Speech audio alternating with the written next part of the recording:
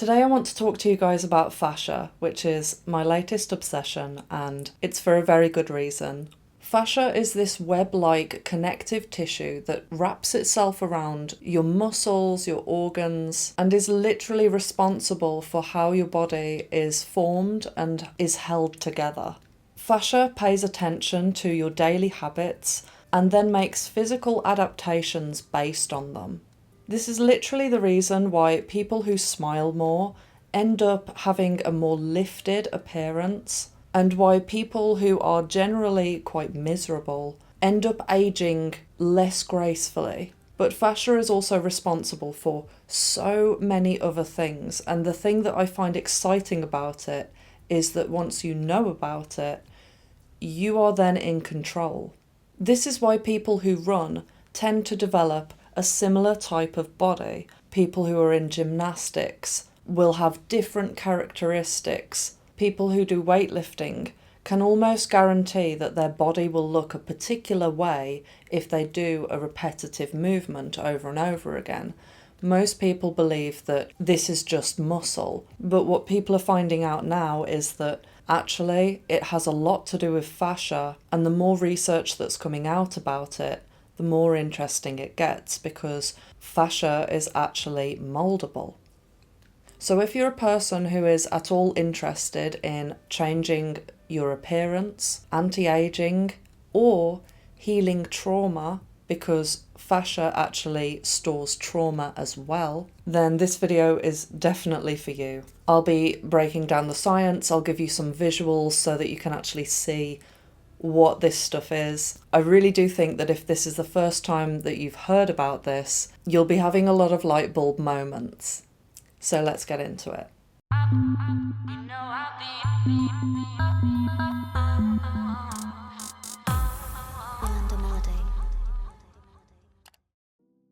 Fascia is a connective tissue that makes up a huge portion of the human body. They say it potentially accounts for 20 pounds of an individual's overall weight, but I personally think that that's variable. And they say that it's a continuous three-dimensional network that envelops and interconnects every structure within the body, from the skin to the deepest tissues. This includes bones, muscles, nerves, organs, and even individual cells. One of the first ways that I saw it explained was, imagine you have a slab of meat. Now imagine that you've got some saran wrap or cling film and you wrap it around that meat. That's kind of what fascia looks like.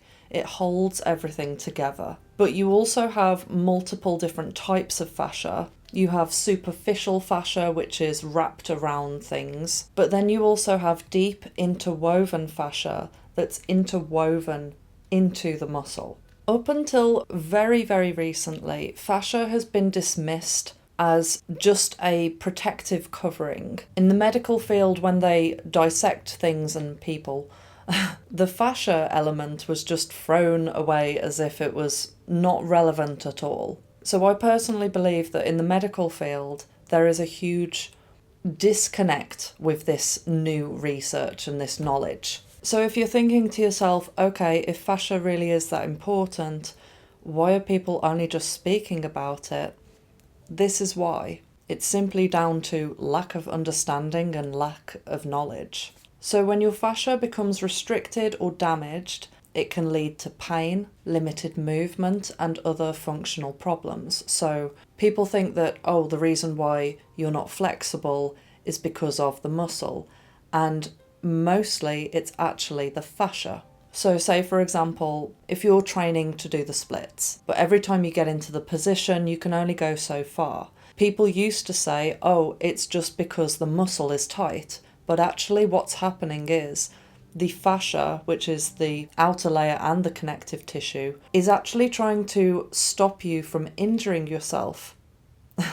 The fascia sees a movement that is unfamiliar, that you haven't done before, and it creates this mechanism that literally stops you going any further, and it's actually trying to protect you. So this is why when you do flexibility training, you're trying to say to the fascia, it's okay to go a bit further, it's safe.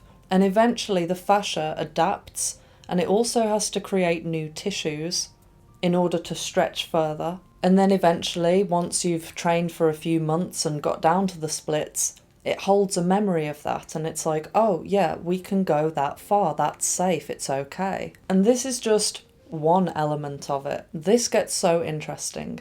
So another reason why wellness influencers seem to be talking more about fascia than doctors is because fascia proves that nothing in the body is isolated and separate just on its own. This is where the word holistic comes from, because it's wholistic. Your fascia is what connects literally every aspect of your body together, and it creates a network of communication. So when you look at reflexology, for example, many of you have probably seen that if you press certain parts of the foot, it can relieve pain in a different area of the body. For example, if you press this location just about 2 inches above the ankle, it can relieve period pains. I've tried and tested this, and I can say it works. There's a method that I use where I press my finger on this part of the thumb for about 30 seconds. I then press it above here, and what it does is it helps to stimulate a nerve that promotes sleep. One of the biggest debates between alternative medicine and mainstream medicine is that mainstream medicine likes to hone in on one localized area, and in their philosophy, you can do anything to that area and it will not have any kind of effect on anywhere else in the body.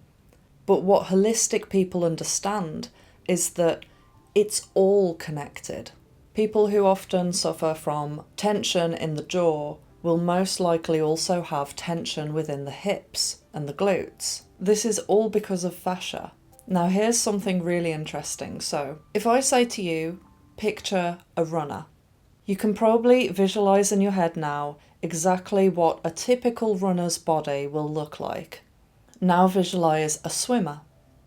You notice how their body type is completely different.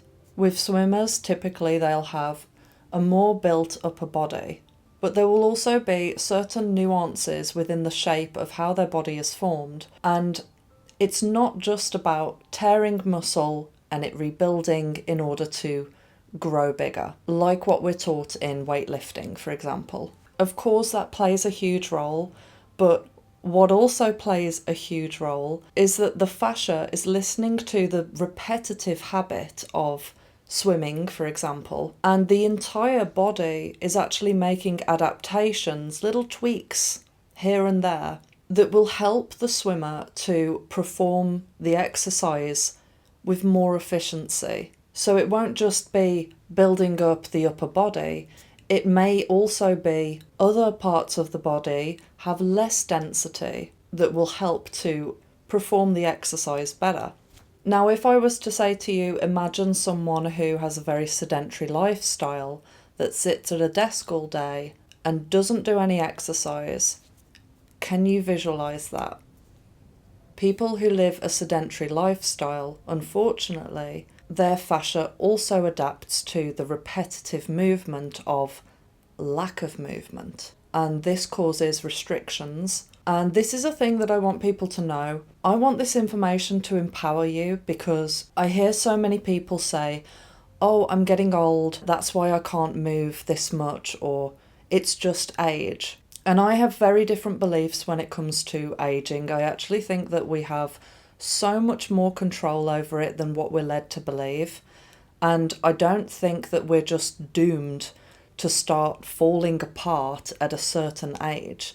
I literally believe, from the research that I've done, that it is all about your lifestyle, your habits, your health, and your fascia. If you keep your fascia healthy, if you're mindful of it, you can reverse signs of aging. Honestly, I've seen it enough with people that practice this. There are people that specialise in fascial massage when it pertains to the face, which I'll get onto a little bit later.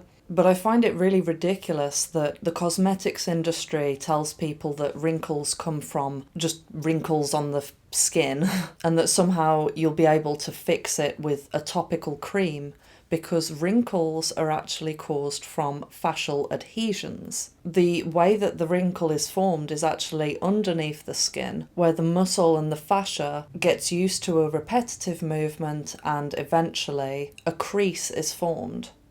I'll give you an example that I've just thought about. So, smile lines, right? These are actually caused and made worse from not smiling, because the zygomaticus muscle doesn't get used enough and starts to kind of droop, and it causes a crease here. That's when it starts becoming exaggerated.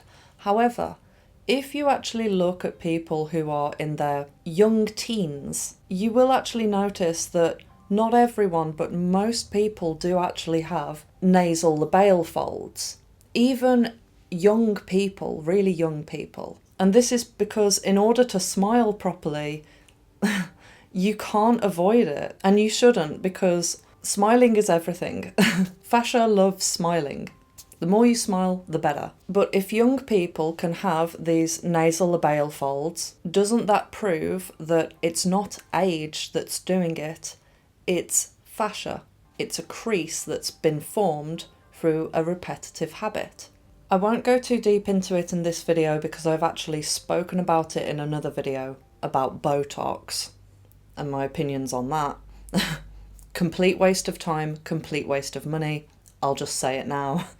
There are so many people that are super young that develop lines on the forehead. Again, it's not age. It's because a lot of people, when they express with their eyes, their forehead just kicks in and creases. It's like they activate both muscles at the same time because they haven't learned how to isolate those muscles. I have an exercise in another video where I teach you exactly how to literally stop creasing your forehead just by reprogramming the muscle. So feel free to check that out after this video, but anyway, I feel like I'm just throwing you guys loads of little tidbits of information here. I hope that this all comes out like it makes sense. But I will just say this, when it pertains to the face, there is a difference between the face and the body. So with your face, the fascia and the muscle is completely interwoven and it connects directly to the skin. And this is what makes you able to make all these facial expressions and micro facial expressions. So when it pertains to the body, the fascia is more layered. So when you see a visual of the human body, for example, you have very distinct separate muscles which are all wrapped round with fascia, but it's a lot easier to train those muscles independently and not activate other muscles. With the face, everything is very smooth and connected, but I do still believe that you can isolate certain muscles because I've trained myself to do this. There are various emotional reasons why people develop certain patterns on their face that eventually develop into lines. So the example I gave earlier, someone who goes through a phase of sadness for a long enough period of time, the fascia will eventually start to listen to that sadness and it will start to almost become your resting position on your face. I empathise a lot with people on this because this can happen. But the good news is, like I keep saying, it is reversible. You can change this. Some people develop 11 lines because of persistent anger, or maybe they just focus so hard, or they're like squinting, and eventually that causes a crease in the fascia.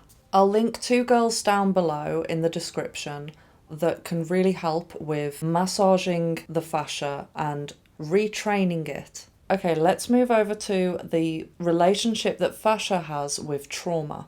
Some people may think that I sound really woo-woo when I say this, but I'm gonna say it. I believe that fascia physically expresses the state of the soul. And you can see examples of this over and over and over again. If someone feels dead inside, eventually they will start to look like that on the outside. When people are full of vitality, and like I say, they're smiling all the time, it shows. My chiropractor said to me, and I'll always remember this, Your body is smarter than your brain. And she said, you need to get out of the way and let your body do its thing. It can be so frustrating to hear this because we want to figure everything out. We want an answer for everything. I mean, I'm like this. But there are so many things that happen in your body that you don't realise are happening based on your emotional state. It's like you can get so wrapped into the logic in your brain or thinking for such a long time, and you don't realise that your body is actually reacting to your thoughts without you realising. I'll give you some examples. Someone who is shy, someone who's got a real thing about being shy and they don't want to be seen and they just want to hide. They may not realise it, but that will have an effect on their posture. Their fascia is responding to that subconscious command of I don't want to be seen, and the body starts to curl inward and hide. I'll just say this. Performers, on a repetitive basis, someone who performs on stage is constantly having to be open and be seen. And they may not realise it, but that habitual open posture and confidence, even if, you're trying to force it out of you, it's easy to just fall back into shyness. But if you repetitively in your mind are thinking, I want to be open, I want to be seen, your fascia will reflect that. Someone who sits on a desk all day long, their legs are at this 90-degree angle, they're persistently sat down, the fascia responds to that habit and it's like, okay, I'll make all these adaptations so that we can sit down more. And then, if these people aren't very conscious of maintaining an actual fitness and flexibility routine, they can often find that they then have limited mobility and they're like, oh, why can't I walk that well anymore? Why can't I do this? And to be honest, it's just one of those unfortunate byproducts of this fucked up society, yada yada. But yeah. So this was my introductory video into fascia. I want to see if you guys are actually interested in this topic. I just find myself diving deeper and deeper into it and just finding out more things, and I would completely love to do further videos on this, so let me know if you would like that. The final thing that I want to say is one of the best things you can do with this information now is to be aware that if you think open up, smile, imagine that you have a beam of light literally bursting up into the sky from your head. If you feel overwhelmed, this is the most simple cue and it works for me. I'm talking about this from personal experience because I did notice that when I worked in the stately home, I was on my feet constantly and I had to have the most perfect posture, poise, smile, and it was constant all the time, day in, day out.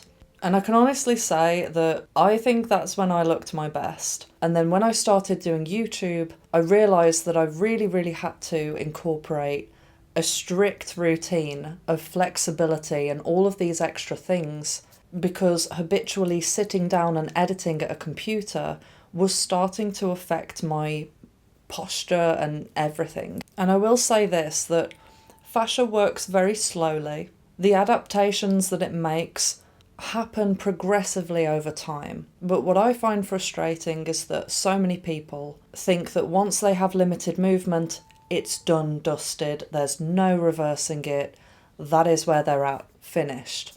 And that's not the case. It's easier to maintain good fascia than it is to reverse things, but it is 100% possible, and don't let the number on your birth certificate dictate anything, because to me it means nothing. Anyway, thank you for watching. I'll see you in the next video, and thank you for liking, commenting, subscribing and sharing. Love you, bye.